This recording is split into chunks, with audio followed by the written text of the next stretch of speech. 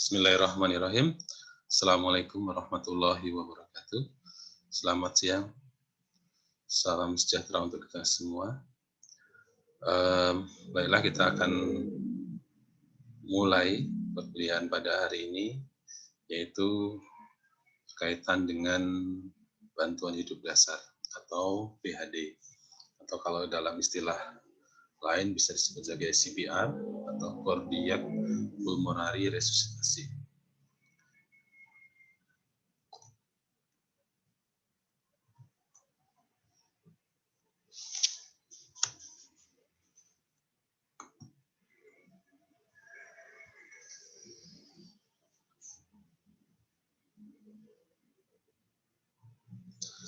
Bantuan hidup dasar atau CPR adalah indikasi untuk pasien yang mengalami henti jantung dan henti nafas. Jadi CPR ini dilakukan kalau ada indikasi pasien henti jantung, henti nafas. Artinya henti jantung apabila tidak ada nadi karotis dan henti nafas tidak ada pengembangan atau pergerakan dari dada atau pasien mengalami henti nafas.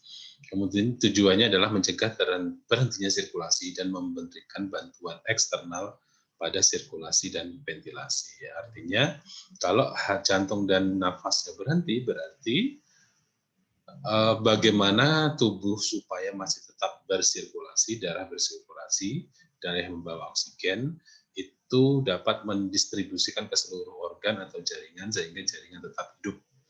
Yaitu dengan cara memberikan tekanan atau bantuan eksternal pada sirkulasi dan melakukan pemberian pernafasan atau ventilasi. Kemudian terdiri dari kompresi dan ventilasi. Kompresi adalah menekan pada dada, ventilasi adalah memberikan oksigen pada saluran nafas. Kemudian masalah keperawatan yang diangkat pada pasien yang mengalami gangguan henti nafas, henti jantung, yaitu adalah gangguan sirkulasi spontan. Gangguan sirkulasi spontan, kalau kita lihat definisinya adalah ketidakmampuan mempertahankan sirkulasi yang adekuat untuk menunjang kehidupan. Kemudian penyebabnya adalah abnormalitas listrik atau struktur jantung, kemudian penurunan fungsi ventrikel. Jadi banyak pasien yang mengalami henti jantung adalah karena masalah abnormal listrik jantung. Kemudian gejala,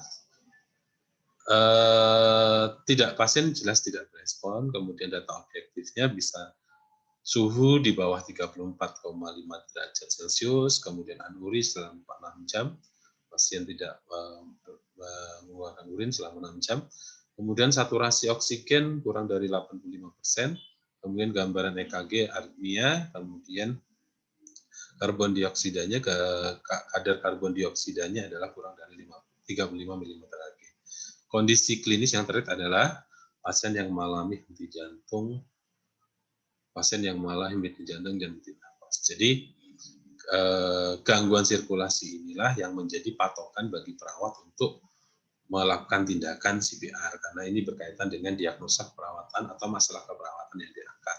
Kalau kita lihat dari proses pengkajian yang harus dilakukan atau asuhan keperawatan atau proses perawatan dilakukan adalah dari pengkajian, diagnosis, intervensi, implementasi, dan evaluasi.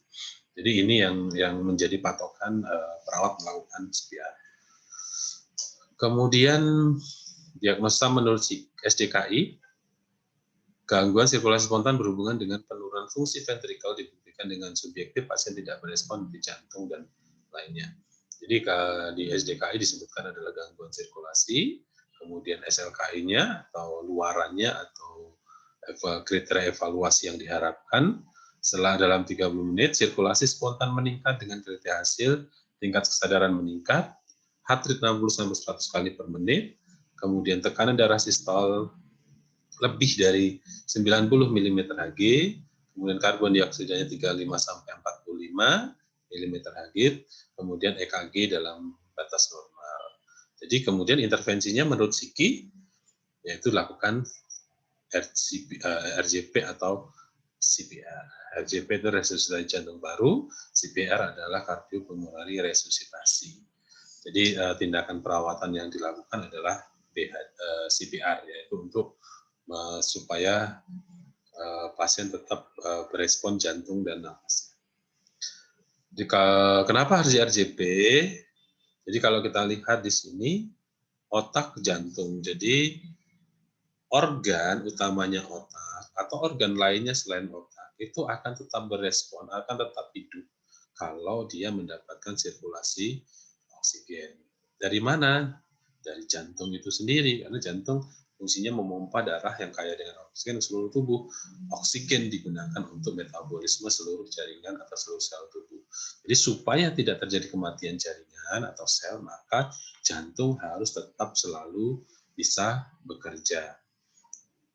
Ya, kurang lebih 4 sampai 5 menit tidak mengalami otak tidak mendapatkan suplai oksigen akan mengalami kematian jaringan otak. Jadi seluruh jaringan bisa mengalami kematian kalau dia henti jantung, henti nafasnya, tidak mendapatkan oksigennya selama kurang lebih 6 menit.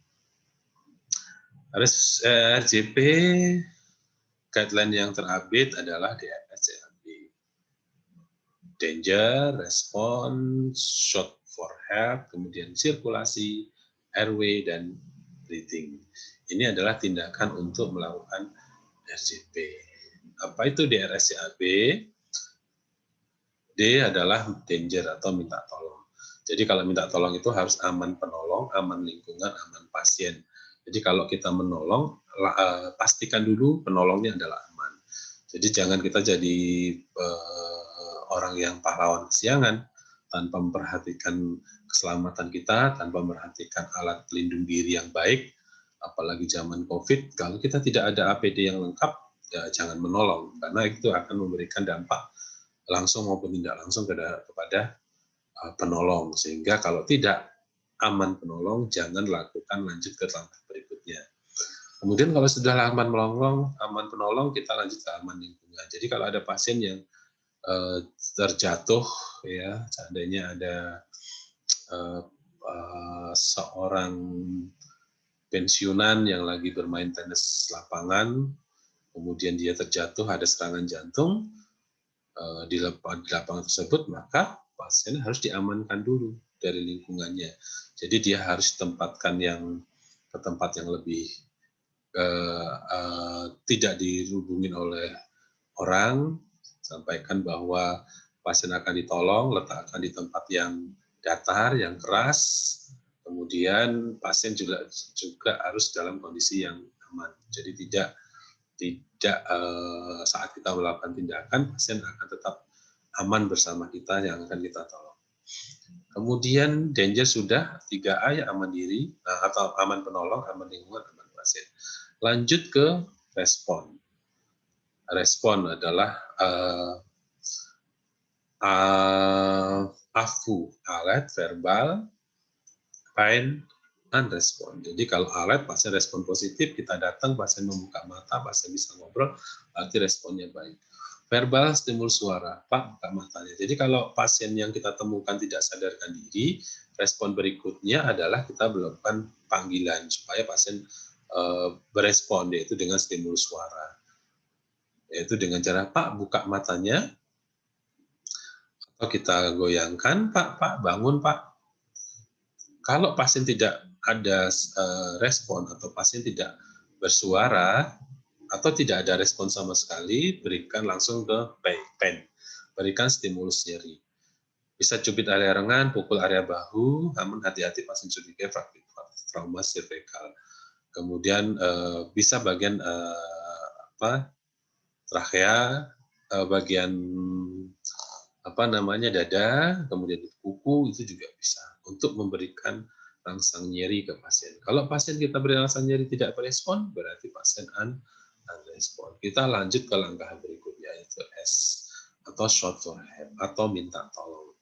Jadi setelah danger, respon, minta tolong. Jika unrespon teriak, tolong, ada pasien tidak sadar, atau kalau di rumah sakit adalah aktifkan kode blue, dan bawa defibrilator atau AED. Jadi pasien yang sudah ini harus dibawakan alat-alat emergency. Jadi kalau ada di rumah, di tempat di pre-hospital, atau di tempat tadi yang lapangan yang itu, lapangan tenis meja yang jauh dari sarana kesehatan, maka lakukan minta tolong ke temannya untuk menghubungi sistem emergency atau rumah sakit, kemudian sampaikan ada satu penolong, kemudian tempatnya di lapangan tenis W. Halim, kemudian tolong bawa alat emergency dan defibrillator atau AED. Automatic Electrical Defibrilasi. Kemudian alur RCP yang berikutnya adalah sirkulasi atau C. Quick look lakukan kurang dari 10 detik. Apa nadi karotis? Kemudian lakukan look, listen, and feel. Pernafasan tidak.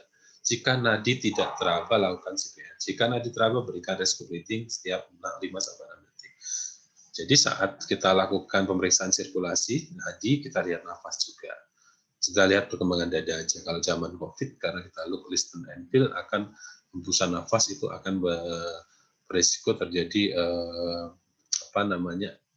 aerosol dari penderita yang memungkinkan mengalami COVID, sehingga lihat perkembangan dada, cek nadi. Kalau nadi tidak ada, nadi kita tidak teraba, lakukan CPR, lakukan kompresi ya. Kompresinya berapa kali? Kompresi berikan selama 30 kali. Setelah dilakukan kompresi, lanjut ke A. Kaji jalan nafas, buka jalan nafas, lakukan intervensi hasil kajian. Jadi kalau dilihat nafasnya, kemudian pasien dibuka jalan nafasnya, Hadl, Jinit, tekan dahi, tekan dagu, ekstensikan kepala, kalau dia tidak dicurigai adanya fraktur servikal. Kalau ada fraktur servikal, dicurigai ada fraktur servikal, maka dilakukan dengan jauh teras. Fraktur servikal, tanda fraktur servikal adalah trauma kepala, jejas pada bagian leher, bagian klavikula, ya itu dicurigai adanya fraktur servikal. Makanya kalau ada dicurigai fraktur servikal, lakukan jauh teras. Kemudian lakukan intervensi kajian, yaitu berikan ventilasi 2 kali. Jadi ke alur RCP ini kompresi 30 kali, tekan dari 30 kali, kemudian lakukan airway lakukan breathing, lakukan ventilasi selama 2 kali. Dilakukan selama kurang lebih 2 menit ya, atau 5 siklus, 1 siklus 30 kompresi, 2 kali ventilasi. Kemudian breathing kaji dengan teknik look, listen, feel. Jika nafas tidak terdengar, teraba, melihat ada very rescue breathing. Menggunakan PM teknik SC clamp. Jika nafas terdengar, terasa, dan terlihat, maka berikan oksigen sesuai kebutuhan.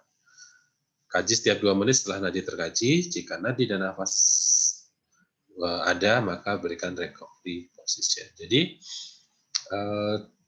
dan DRSCAB ini harus dilakukan secara sesuai dengan pakemnya atau SOP-nya atau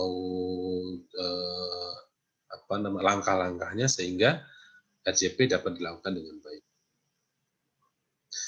Kemudian ini sama saja tadi langkah-langkahnya, pastikan keamanan, periksa kesadaran, kemudian bantu ambulan, kompresi 30 kali, nafas 2 kali, 5 siklus, kemudian hentikan BHD. Kalau sudah 5 siklus baru dievaluasi. Ini tadi jangan menjadi korban berikutnya, artinya pastikan keamanan, pasti aman penolong, aman lingkungan, kemudian aman pasien. Ini periksa kesadaran tadi, goyangkan, panggil, kemudian kalau tidak, guncangkan bahu dengan lembut, tanya apakah Anda baik saja. Jika ada respon, jangan ubah posisi korban, cari hal yang tidak beres dalam pemeriksaan berkala. Kemudian panggil bantuan. Kalau tadi sudah lakukan AFU, alat verbal, pain, berikan rasa nyeri juga tidak ada berespon, langsung panggil bantuan atau shout for help. Ini panggil bantuan tadi, ID penelpon, lokasi, jumlah korban, lakukan informasi penting lainnya, bawa ID, bawa alat-alat emergency. Kemudian periksa nadi setelah tadi panggil bantuan, kemudian periksa nadi karotis. Sebaiknya kurang dari 10 detik periksa nadi tadi. Kemudian kompresi, lakukan kompresi tekan jantung 30 kali. Caranya, letakkan tanggal tangan di pertengahan dada, kemudian naik kurang lebih 2 jari di atas PX, kemudian letakkan tangan di sini, kemudian letakkan tangan yang lain di atas punggung tangan, 2 jari boleh di kepala atau dibuka, kompresi dada, lanjut kompresi 100 sampai 120 kali per menit, kedalaman 5 sampai 6 cm, minimal interupsi, recoil penuh saat kompresi, jika mungkin bergantian kompresi setiap 2 menit. Jadi ini kompresi kalau berkualitas atau RJP berkualitas adalah kecepatannya 100 sampai 120 kali per menit, kedalaman 5 sampai 6 cm, minimal interupsi, recoil penuh. Minimal interupsi adalah jangan berhenti saat kita melakukan kompresi dengan hitungan yang sudah konsisten. Jadi jangan berhenti. Kemudian recoil penuh, upayakan pengembangan dada tetap mengembang penuh. Jadi jangan terlalu cepat menekan dada terus-menerus sehingga tidak diberi kesempatan untuk recoil, untuk kembali. Makanya perlu ada pengembalian dada yang baik sehingga recoil dapat penuh. Ini lokasinya tadi di atas 2 jari di atas PX atau di antara 2 nipel pertengahan dari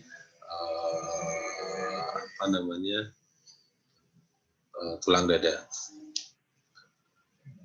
Ini. Kemudian setelah kompresi 30 kali, buka jalan nafas tadi, head to chin lift. Kalau dia tidak dicurigai fraktur cervical, kalau dicurigai lakukan jaw thrust. Kemudian berikan nafas 2 kali. Kalau ada sumbatan jalan nafas, lakukan cross fingers sweep atau sapuan jari, sehingga umpama ada makanan atau muntahan di mulut atau darah yang mengempal, bersihkan dulu, kemudian baru setelah bersih berikan nafas 2 kali. Ini contoh lakukan head tilt chin lift tanpa ada fraktur cervical. Kalau ada fraktur cervical berikan jaw thrust. Ini jalan nafas. Setiap korban tidak sadar, jalan nafas akan terganggu, aliran udara ke paru-paru akan terhambat. Jadi udara jalan nafas ini adalah upaya masukkan oksigen masuk ke dalam paru, kemudian masuk ke dalam jantung, kemudian akan disirkulasikan ke seluruh tubuh. Tadi buka jalan nafas, bersihkan benda asing yang menyumbat. Ini bisa dengan head to chin lift, bersihkan kalau ada cairan yang mau dibersihkan dulu, kalau tidak ada cervical boleh dimiringkan. Tapi kalau ada fraktur cervical, berikan neck collar dulu supaya terjadi imobilisasi di leher atau cervical. Kemudian setelah 5 siklus, kompresi 30 kali, ventilasi 2 kali, setelah 5 siklus baru kita lakukan yang namanya evaluasi kembali. Jadi evaluasinya tetap sama, yaitu evaluasi cek nadi, cek nafas. Kalau nadinya sudah ada, lanjut ke lihat nafas. Kalau nafasnya masih belum ada, kita berikan namanya rescue breathing. Tapi tadi kalau nadinya tidak ada, langsung lakukan kompresi kembali selama 5 siklus atau 2 menit. Tapi kalau nadinya sudah ada, nafasnya belum ada, berikan penafasan rescue breathing, yaitu 20-24 kali dalam 2 menit. Atau setiap setiap jedanya adalah 5-6 detik. Kalau 6 detik berarti kita berikan selama 20 kali. Kalau 5 detik kita berikan selama 24 kali. Ini beri jalan nafas, tadi beri ventilasi, lakukan dengan bagging. Kalau dia sekarang zaman COVID, lakukan dengan HEPA. Baggingnya berikan filter HEPA. Siklus, sudah 5 siklus, Nafas sudah, tadi berikan rescue breathing sudah, kemudian baru dievaluasi kembali. Kalau nadinya tadi kan kita cek lagi nadi dan nafas. Nah, kita cek lagi setelah diberikan ventilasi 20 atau 24 kali, cek nadi ada, nafas ada, berikan lanjut ke posisi recovery atau posisi mantap. Ini tadi, nah ini posisi mantap, pasien di langkah pertama, tangan per tangannya dijulurkan, direntangkan, kemudian tangan yang satunya ke pipi, ke arah pipi, kemudian kakinya kita tekuk, kaki yang sejajar dengan tangan yang tadi ditekuk ke pipi, kemudian kita tarik, kalau mendekat ke penolong berarti kita tarik di bagian panggul dan bahu.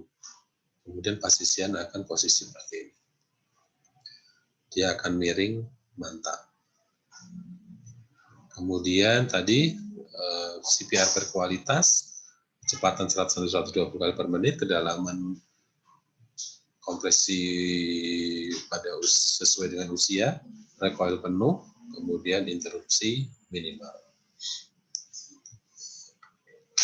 Dewasa dilakukan 2 tangan, bersaladi di karotis. Anak-anak 2 atau 2 tangan di karotis. Kemudian kalau bayi 2 jari atau jempol, periksa nadinya di brachialis. Penolong tidak boleh mengkompresi pada kecepatan lebih dari 100 kali per menit atau lebih cepat dari 120 kali per menit. Tidak boleh lebih rendah dari 100 kali per menit, tidak boleh lebih cepat dari 120 kali per menit. Kemudian kompresinya tidak boleh, kedalamannya tidak boleh kurang dari 5 cm atau tidak boleh lebih dari 2,4 cm. Jadi 5 sampai 6 cm bolehnya. Bertumpu pada dada di antara kompresi yang dilakukan. Tidak boleh bertumpu di atas dada di antara kompresi yang dilakukan. Jadi tetap recoil penuh, jadi tidak menekan dada terus-menerus. Tidak menekan dada sehingga dada tidak berikan recoil, itu tidak boleh. Menghentikan kompresi lebih dari 10 detik. Jadi kompresi lebih dari tadi yang namanya adalah hindari yang namanya interupsi. Jadi berhenti sesaat 10 detik itu tidak boleh. Jadi tetap harus konsisten dilakukan kompresi dan lakukan ventilasi. Memberikan ventilasi berlebihan. Jadi ventilasi tidak boleh dilakukan berlebihan. Jadi ventilasi itu diberikan dari, kalau bagging itu kapasitas 2 liter, kurang lebih diberikan 500 liter atau 10 sampai 15 cc per kilogram berat badan. Kalau berat badannya 50 kilo berarti cukup diberikan 500 cc daripada bagging saat ventilasi. Ini tadi rasio kompresi penolong 30:2, dewasa anak-anak 30:2 untuk 1 penolong, untuk anak-anak 15:2 untuk 2 penolong, bayi 30:2 untuk 1 penolong, 15:2 untuk 2 penolong. Ini rasio antara kompresi dan ventilasi. RCP dilakukan apabila DNR, do no attempt resusitasi, kemudian tampak tanda kematian sebelum dengan fungsi vital yang sudah sangat jelek, dengan terapi yang sudah maksimal, itu tidak boleh lakukan kompresi bila penolong atau korban membahayakan penolong. Jika menolong korban akan membahayakan menolong juga tidak dilakukan. Jadi sekarang seandainya masa COVID, pasien jelas-jelas positif COVID, kalau tidak ada alat yang begitu lengkap, atau pasien yang memang sudah dengan COVID dengan komorbid yang berat, dilakukan juga tidak akan mempengaruhi fungsi sistem yang baik karena dia kemungkinan penyakit yang dideritanya juga sudah kronis, itu juga tidak harus diberikan karena akan memberikan dampak terhadap penolong. RCP dihentikan, kembalinya ventilasi dan sirkulasi spontan, ada yang lebih bertanggung jawab, kemudian penolong lengah, adanya DNR, adanya tanda-tanda kematian yang sifatnya irreversible. Jadi RCP dihentikan kalau sudah ada respon, ada penolong kelelahan, ada bertanggung jawab, ada DNR, dan adanya tanda kematian yang irreversible. Komplikasi RCP untuk pasien. Pasien-pasien yang fraktur iga, pneumotoraks, kontrisio paru, laserasi hati paru, ini juga akan memberikan dampak komplikasi ke RJP. Kemudian untuk menolong adalah transmisi penyakit. Kemudian, ini pada zaman COVID, jangan perhatikan, kurangi paparan penolong, gunakan APD lengkap, jadi APD level 3. Jumlah personel juga harus dikurangi, karena supaya tidak ada banyak menumpuk orang, karena berbahaya aerosol dari pasien yang mungkin bisa mengeluarkan aerosol saat dilakukan kompresi. Kemudian pertimbangkan penggunaan RJP mekanik, jadi kalau sebagai mekanik, kemudian gunakan HEPA untuk pada pasien dengan lingkungannya, di ruangannya maupun di alat-alatnya, seperti pakai back mask device atau device, di situ dia disebabkan pakai HEPA. Kemudian jika intubasi harus ditunda, pertimbangkan supraglottic airway, minimalisir diskoneksi sirkuit tersebut, pertimbangkan pelayakan untuk resusitasi. Kemudian ini contoh mechanical CPR, kemudian selesai. Jadi ini yang bisa saya sampaikan, nanti bisa didiskusikan saat pertemuan di Zoom langsung. Saya akhiri, wassalamualaikum warahmatullahi wabarakatuh.